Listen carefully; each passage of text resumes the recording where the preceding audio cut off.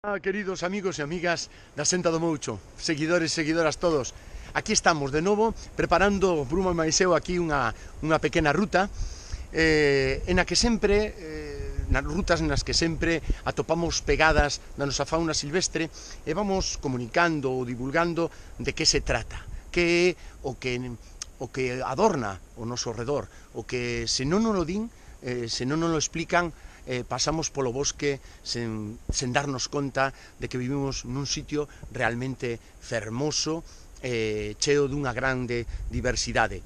Esos son os espacios que buscamos. E agora, concretamente, acabamos de recalar nun piñeiro onde poderíamos falarvos de algúns paxaros que algúns moitos coñecedes, que se tratan concretamente dos paxaros carpinteiros.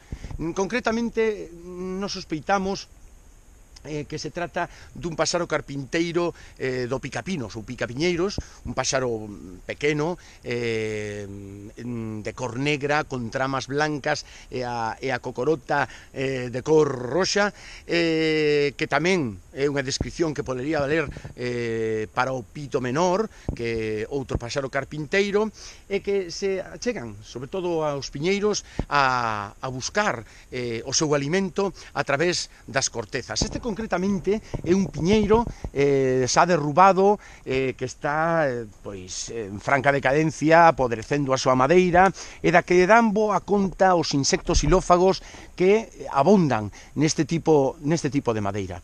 E iso é o que ven a buscar os paxaros carpinteiros, ou o picapinos, ou o pito menor, e incluso o papafigos, o que chamamos o pito real.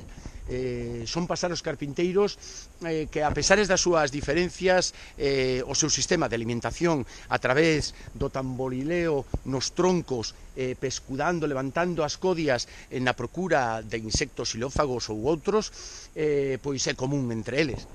Concretamente aquí podemos ver as peteiradas que co seu pico puideron estar tamborileando calquera desas tres especies, e tamén podemos vislumbrar os buratos das uñas, das garroupas destas aves, a hora de irse agarrando polo tronco arriba e ir peteirando para sacarlle a codia a estes piñeiros que xa están apodrecendo, iniciándose a formar parte do ecosistema como detritus.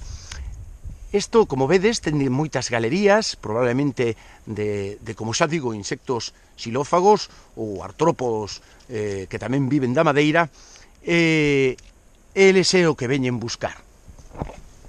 Xa digo, paxaros carpinteiros que aproveitan na madeira podrida ou nos árbores secos non só os buratos para facer os seus niños, sino tamén para tamborilear e establecer o seu territorio para o resto das aves, e na procura do seu alimento nestes piñeiros. Nos vamos a seguir camiño e a ver o que imos topando. Así como vayamos topando, os iremos contando. Veña, aquí, na Senda do Moucho. Hasta logo. Vamos, Bruma, vamos.